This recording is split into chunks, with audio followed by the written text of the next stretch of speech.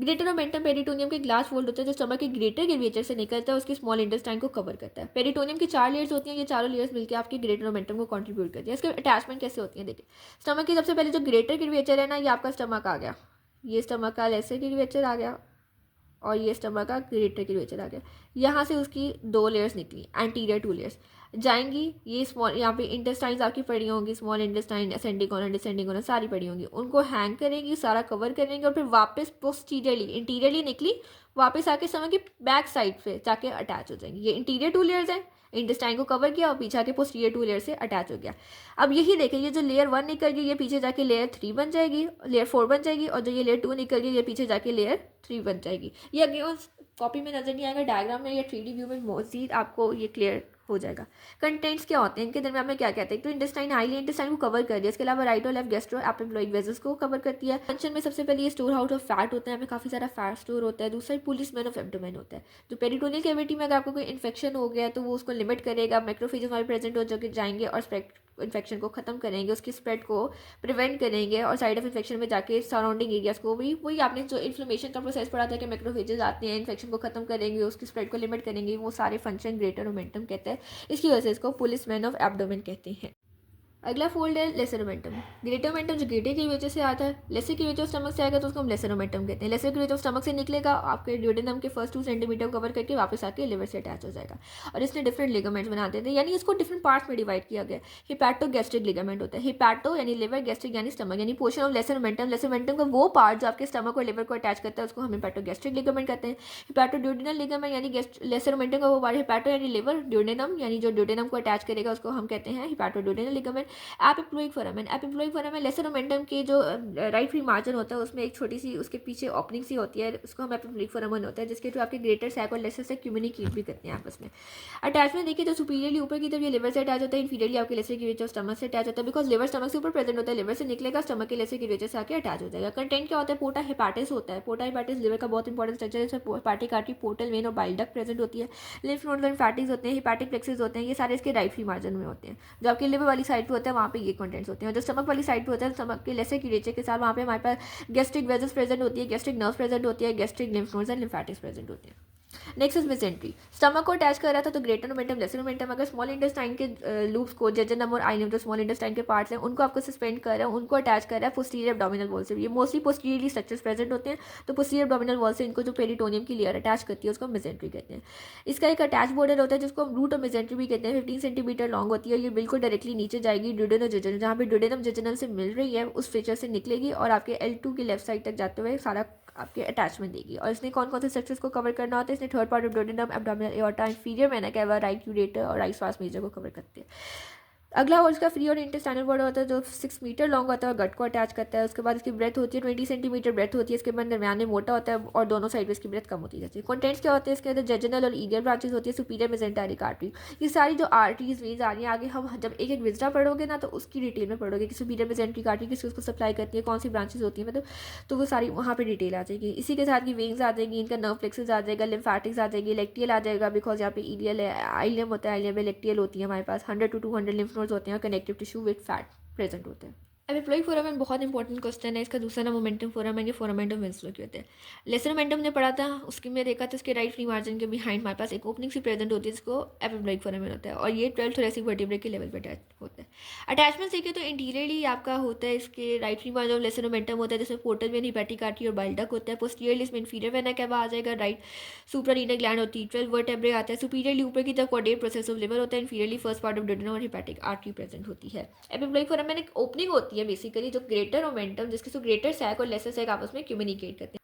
Laser sac जिसका दूसरा momentum bursa भी होता है और ये पेरिटोनियम की एक रीसेस होती है, रीसेस यानी स्पेस ही होती है पेरिटोनियम की जो कि स्टमक, लेसर ओमेंटम और कॉर्डेट लोब ऑफ लिवर के पीछे प्रेजेंट होता है। तो बाउंड्रीज देखें तो एंटीरियरली हमारे पास इसके आगे की तरफ वो पेरिटोनियम होगी जो कॉर्डेट लोब और कॉर्डेट प्रोसेस ऑफ लिवर को कवर कर रही है। लेसर ओमेंटम की पोस्टीरियर लेयर हो जाएगी जो पेरिटोनियम आपके स्टमक के पोस्टीरियर सर्फेस को कवर कर रही है, and second layer of greater omentum पीछे की तरफ इसमें third layer of greater omentum है पेरिटोनियम जो ट्रांसवर्स कॉलम के एंट्रोसुपियर सर्फेस को कवर कर रही है। Upper layer of transverse mesocolon, transverse colon large intestine का जो पार्ट होता है उसको जो पेरिटोनियम सस्पेंड कर रही होती है ना, मेजेंट्री, यानी जो हम इंटेस्टाइन के लिए मेजेंट्री का वर्ड यूज़ करते हैं, वो उसकी मेजेंट्री या फिर उसकी जो पेरिटोनियम का उसको अटैच कर रही होती है एब्डोमेन की वॉल के साथ, हम उसके लिए मीजो का वर्ड यूज़ करते हैं। ट्रांसवर्स मीजोकोलन बेसिकली डैट मेजेंट्री या पेरिटोनियम का वो फोल्ड है जो उसको आपके वॉल्स के साथ अटैच कर रही है।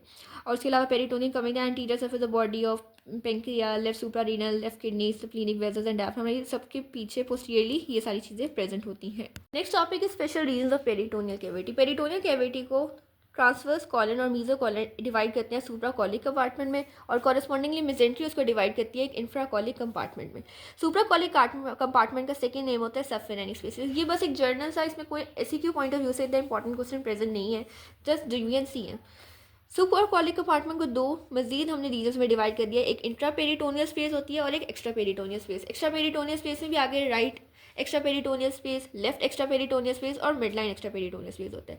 और जो इंट्रा पेरिटोनियल का स्पेस होती है, इसमें लेफ्ट इंटीरियर स्पेस होती है जिसका दूसरा नाम लेफ्ट सबफेरेनिक होता है, लेफ्ट पोस्टीरियर स्पेस होती है, लेफ्ट सबहेपेटिक भी कहते हैं इसको। राइट इंटीरियर स्पेस होती है राइट सबफेरेनिक, और राइट पोस्टीरियर स्पेस होती है राइट सबहेपेटिक भी कहते हैं। राइट पोस्टीरियर स्पेस का दूसरा नाम हिपैटोरीनल या मॉरिसन पाउच होता है। मॉरिसन पाउच की आपकी बाउंड्रीज इंपॉर्टेंट है। इंटीरियरली इसमें हमारे पास आता है inferior surface of right lobe of liver और गॉल ब्लैडर। पोस्टीरियरली इसके होता है सुप्रारीनल ग्लैंड होता है, राइट किडनी का अपर पार्ट होता है, सेकंड पार्ट ऑफ ड्यूडेनम होता है, हेपेटिक फीचर ऑफ कॉलन होता है, ट्रांसवर्स मीजोकॉलन और पेंक्रियास का हेड होता है। सुपीरियरली देखें तो inferior layer of the coronary ligament होता है। कॉरोनरी जो आपका लिवर का एक लिगामेंट होता है उसकी इंफीरियर लेयर होती है। इंफीरियरली नीचे की तरफ जाके जनरल पेरिटोनियल कैविटी के अंदर ओपन करेगा। लेफ्ट साइड पे इसके ओमेंटम बर्सा होता है और राइट साइड पे डायफ्राम होता है। और इसका सिग्निफिकेंस क्या है कि आपका ये मोस्ट डिपेंडेंट पार्ट का मतलब लाइक ये है कि अगर आपकी पेरिटोनियल कैविटी में फ्लूइड हो गया, फॉर एग्जांपल एसाइटीज हो गया, तो फ्लूइड कहाँ पे कलेक्ट होगा, तो आपका इस पार्ट के अंदर कलेक्ट होगा। किस केस के अंदर? एब्डोमिनल कैविटी में जब बंदा सुपाइन यानी सीधा लेटा होगा और उसके अंदर फ्लूइड होगा तो वो इस पाउच में, हिपैटोरीनल पाउच में, मॉरिसन पाउच में कलेक्ट होगा। और सबफेरेनिक एब्सेसिस में यहाँ पे बन सकती है जो कि गॉल ब्लैडर के इन्फेक्शन या फिर अपेंडिक्स की वजह से ट्रेवल करते करते इसके अंदर आके लॉन्च कर सकते हैं। नेक्स्ट, इसी पेरिटोनियल कैविटी को मेजेंट्री आपकी डिवाइड करती है इंफ्राकॉलिक कंपार्टमेंट में। हमने देखा था ट्रांसवर्स कॉलन और मीजोकॉलन को सुप्राकॉलिक कंपार्टमेंट डिवाइड करा था, और जो मेजेंट्री है उसने डिवाइड कर दिया इंफ्राकॉलिक कंपार्टमेंट, जो आगे जाके दो जनों से आ जाएगी, एक राइट में हो जाएगी और एक लेफ्ट में हो जाएगी। एक और पेरिटोनियल कैविटी के स्पेशल रीजन से बने होते हैं जिसको हम कहते हैं पैराकॉलिक गटर। ये भी स्पेसेस से होती है, राइट लैटरल होती है, लेफ्ट लैटरल होती है।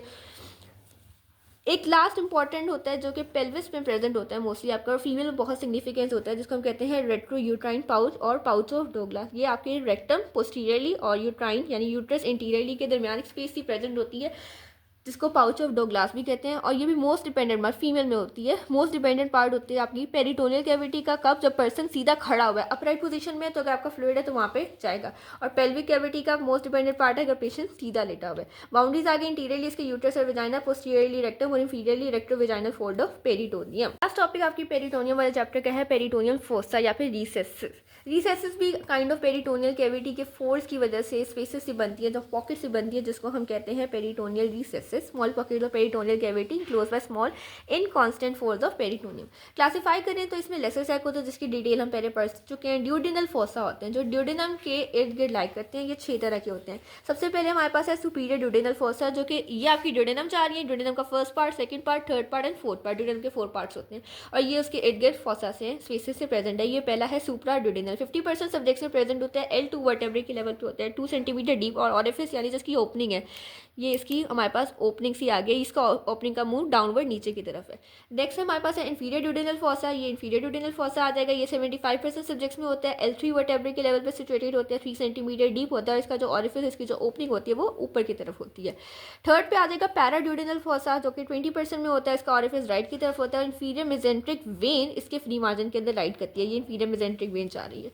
फोर्थ है recto duodenal, 8 to 10 centimetre deep होता है। ये लार्जेस्ट होता है। इसका ऑरिफिस लेफ्ट की तरफ हो जाएगा। ये आपका आ गया रेक्टोड्यूडेनल। फिफ्थ है ड्यूडेनोजुजेनल रिसेस या मीजोकॉलिक, 20% सब्जेक्ट में होता है, 3 सेंटीमीटर डीप होता है और इसका ऑरिफिस डाउनवर्ड होता है। ये आपका यहाँ पे ड्यूडेनम आके जेजेनम से कंटिन्यू कर जाती है, वहाँ पे ड्यूडेनोजुजेनल रिसेस फीचर बनता है और यहीं से आपका इसका रिसेस लाई करता है। और लास्ट आता है mesenterico parietal fossa of the वैल्जिया, 1% सब्जेक्ट में होता है। ये लाई करता है behind upper part of mesentery और इसका ऑरिफिस भी डाउनवर्ड होता है। सुपीरियर मेजेंट्रिक वेजल्स इसके फोल्ड के अंदर होती है।